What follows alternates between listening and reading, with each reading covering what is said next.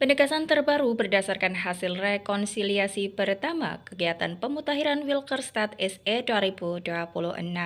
Hai, Assalamualaikum warahmatullahi wabarakatuh. Selamat datang saya ucapkan di Usma Ulia channel yang masih sama membahas tentang beragam aplikasi dan informasi. Apa kabar teman-teman semua? Semoga selalu dalam lindungan Allah Subhanahu wa taala. Amin amin ya robbal alamin. Baik, sebelumnya terima kasih disampaikan bagi teman-teman yang telah mengklik video ini dan pastikan untuk simak video ini sampai selesai. Jangan di skip agar tidak gagal paham, juga pastinya tidak ada informasi yang terlewatkan. Baik, langsung saja masuk ke pembahasannya. Untuk video kali ini akan saya fokuskan atau informasikan berdasarkan hasil dari rekonsiliasi pertama yang sudah dilaksanakan di wilayah di mana saya tinggal ya. Dan harapannya ini akan bermanfaat, informasi yang akan saya sampaikan bermanfaat bagi terutama ya ini petugas yang diikutkan dalam kegiatan pemutahiran Wilkerstad SE 2026. Untuk penegasan-penegasan yang dimaksud ada beberapa penegasan ya, dan yang pertama yaitu mengenai dokumen PSLS. Sebagai informasi, dokumen PSLS itu ada di PPL ya, dan untuk pengisian dokumen PSLS yaitu menggunakan pensil hitam.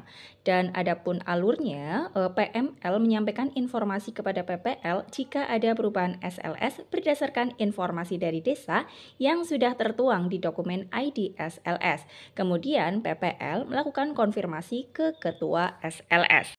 Artinya bagaimana? Artinya teman-teman PML pastinya sudah melakukan konfirmasi ke desa ya, untuk ke desa yang menjadi wilayah tugas teman-teman untuk mengisikan dokumen ID SLS terkait dengan batas-batas wilayah desa berdasarkan peta WA yang dibawa, kemudian pengisian dokumen ID SLS tersebut. Dan apabila PML mendapati ada perubahan SLS di desa tersebut, maka wajib bagi PML untuk menyampaikan informasi tersebut kepada PPL, dan selanjutnya PPL akan melakukan konfirmasi ke ketua SLS yang menjadi wilayah tugas masing-masing. Dan sekali lagi, untuk pengisian dokumen PSLS tersebut menggunakan pensil hitam. Masih tentang PSLS, saya ingatkan lagi, dan ini sudah ditegaskan kembali pada saat rekonsiliasi ya. Yang dituliskan di PSLS hanya SLS yang mengalami perubahan, dan perubahan-perubahan SLS tersebut memuat 6 kategori dan sudah dibahas pada video sebelumnya ya. Saya yakin teman-teman juga sudah paham. Selanjutnya yaitu penegasan yang kedua yaitu mengenai peta WS. Teman-teman, untuk PPL pastinya dibekali dengan peta WS. Tiap satu SLS atau non SLS yang menjadi wilayah tugasnya akan ada satu lembar peta WS. Dan informasi untuk teman-teman, untuk legenda peta, pada legenda di bagian kanan bawah, maka teman-teman tuliskan untuk judul petanya adalah Pemutahiran Wilkerstad SE 2026. Kemudian pada legenda di tulisan tahun, maka tuliskanlah tahun kegiatan yaitu 2025. Ini adalah penegasan yang ada di wilayah di mana saya tinggal ya. Bagaimana untuk di wilayah kalian? Apakah judul peta dan juga tahunnya sama? Kalau tahunnya saya yakin sama, yaitu 2025, karena memang dilaksanakan secara serentak. Dan untuk judul petanya saya yakin juga sama, tapi barangkali ada perbedaan, bisa silakan ditulis saja di kolom komentar. Berikutnya masih mengenai peta WS. Kalau tadi tentang legenda peta yang ada di bagian kanan bawah peta WS sebelah sini, berikutnya adalah batas SLS. Sebagai informasi, jika ada perubahan batas SLS, maka batas yang salah teman-teman PPL silahkan silang atau beri tanda silang menggunakan pulpen hitam atau spidol hitam. Jadi boleh pulpen hitam, boleh juga spidol hitam. Kemudian batas SLS yang benar, baik ada perubahan maupun tidak, ditebalkan kembali dengan garis tegas. Garis tegas di sini maksudnya tidak putus-putus ya, menggunakan spidol merah. Jadi ini sebagai contoh, teman-teman lihat pada layar, ini adalah contoh batas SLS yang sudah saya tebalkan menggunakan spidol merah, yaitu berupa garis tegas, artinya tidak berupa garis putus-putus. Selanjutnya, bagaimana tentang penggambaran batas segmen? Penggambaran batas segmen ditegaskan kembali untuk penulisan nama segmen yaitu S untuk singkatan dari segmen 01, S02, dan seterusnya tergantung berapa segmen yang ada pada tiap SLS yang menjadi wilayah tugas teman-teman.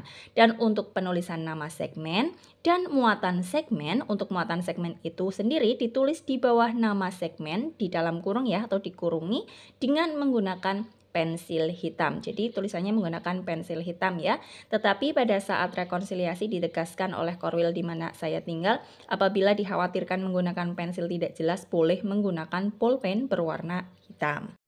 Selanjutnya, untuk muatan segmen yang ada di bawah tulisan segmen pada peta WS ini adalah menyalin dari isian pada kolom 11 LKM ya. Jadi disalin saja, misalkan segmen satunya berapa dituliskan di sini dan disalin dari kolom 11, bukan dari kolom yang lain untuk dokumen LKM.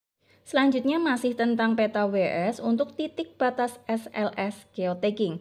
Titik batas geotagging harus sama posisi titik dan namanya seperti yang ada di aplikasi Wilkerstat. Kemudian jadi pada saat teman-teman menuliskan nama di Wilkerstat, maka di peta juga harus dituliskan dengan nama yang sama. Apabila teman-teman merubah nama di Wilkerstat, maka di peta juga harus diubah penamaannya ya. Kemudian titik geotagging di peta menggunakan pulpen hitam. Jadi titik geotaggingnya, noktahnya menggunakan pulpen berwarna hitam atau pulpen berwarna hitam. Nama batas SLS dituliskan nama real batas itu berupa apa. Misalkan batas yang ditemukan merupakan masjid, maka ditulis masjidnya nama masjidnya apa. Sebagai contoh, nama Masjid Al-Barokah dan lain-lain sebagainya ya. Ini yang di peta seperti ini adalah batas-batas titik tagging, titik geotagging dan juga bangunan yang ditemukan dan difoto, kemudian diisikan di aplikasi untuk judulnya, dan nama di peta juga harus sama. Dan untuk landmarknya ditegaskan pada saat rekonsiliasi pertama tersebut adalah diupayakan ya. Landmarknya adalah yang sekiranya 10 tahun tidak berubah. Artinya jangan nama pohonnya, misalkan di foto pohonnya itu jangan digunakan untuk penamaan ya. Jadi sudah dikoreksi, sudah ditegaskan kembali. Gunakanlah landmark yang kiranya tidak berubah dalam waktu 10 tahun. Misalkan kebunnya, pas di foto adalah lokasi kebunnya untuk di batas SLS, maka namailah kebun pak siapa namanya atau kebun belakang rumah siapa. Jadi teman-teman bisa tanya ke warga, ini rumahnya Pak siapa, kebun milik siapa, boleh untuk itu untuk penamaan dari titik tagging tersebut. Penegasan berikutnya yaitu mengenai aplikasi Wilkerstat. Ditegaskan kembali untuk satu SLS maka memuat satu project. Nama project adalah 4 digit kode SLS atau non-SLS. Deskripsi project tuliskan nama SLS atau non-SLS-nya secara lengkap. Selanjutnya banyaknya proyek per PPL yaitu sama dengan sebanyak SLS yang menjadi SLS dan non SLS yang menjadi beban tugas PPL tersebut ya. Misalkan seorang PPL mengalami atau memiliki beban tugas di mana salah satu wilayahnya mengalami pemekaran, maka akan ada tambahan proyek ya sesuai dengan SLS atau non SLS yang menjadi beban tugasnya. Kemudian saat akan melakukan tagging, pastikan teman-teman membuka proyek yang sesuai dengan SLS-nya. Yang di tagging adalah batas SLS yaitu minimal 4 titik per SLS dan tagging wilayah konsentrasi ekonomi. Misalnya untuk wilayah konsentrasi ekonomi adalah pasar, maka untuk tagging di wilayah konsentrasi ekonomi tersebut cukup satu saja. Dan nama batas SLS dituliskan nama real batas itu berupa apa. Kemudian penegasan yang selanjutnya yaitu mengenai dokumen LKM. Adapun aturannya ya, teman-teman PPL mengelilingi wilayah SLS untuk memastikan batas SLS, menghitung muatan SLS berdasarkan pengamatan secara kasat mata, dan melakukan geotagging batas SLS. Ditegaskan di sini untuk petugas PPL ini tidak melakukan wawancara, ini bukan sensus, bukan juga survei ya. Jadi bukan sensus, mohon maaf, bukan sensus, jadi tidak bertanya kepada tiap rumah atau tiap. ataupun penduduk yang ditemui, tetapi untuk SOP-nya teman-teman PPL cukup mengunjungi rumah atau kediaman dari ketua SLS untuk konfirmasi batas SLS dan juga perkiraan KK yang ada di SLS tersebut. Kemudian PPL mengelilingi wilayah yang menjadi beban tugas tersebut sesudah konfirmasi ke ketua SLS, kemudian menghitung muatan SLS berdasarkan pengamatan secara kasat mata, dan selanjutnya melakukan geotagging batas SLS. Sekali lagi, untuk batas SLS-nya adalah 4 titik ya per SLS. Selanjutnya untuk pengisian dokumen LKM yaitu menggunakan pensil hitam. Pengisian LKM per baris untuk satu segmen berdasarkan segmen yang telah dibentuk di peta WS. Isian kolom 5 yaitu jumlah KK atau keluarga berdasarkan informasi dari ketua SLS. Info dari ketua SLS umumnya muatan total 1 SLS. Maka untuk mengingat-ingat agar teman-teman tidak lupa, teman-teman bisa tuliskan di bagian kolom 5 tapi bagian atasnya sini ya, ditulis saja untuk muatan SLS atau perkiraan KK atau KK atau keluarga berdasarkan dari ketua SLS, ditulis di sini agar teman-teman tidak lupa dan bisa digunakan acuan pada saat penghitungan perkiraan KK per segmen nantinya. Dan untuk teman-teman kan diwajibkan membuat segmen ya jika wilayahnya merupakan wilayah SLS, dan untuk rumus membuat atau menghitung di kolom 5 sudah pernah saya bahas di video sebelumnya, dan saya ingatkan kembali.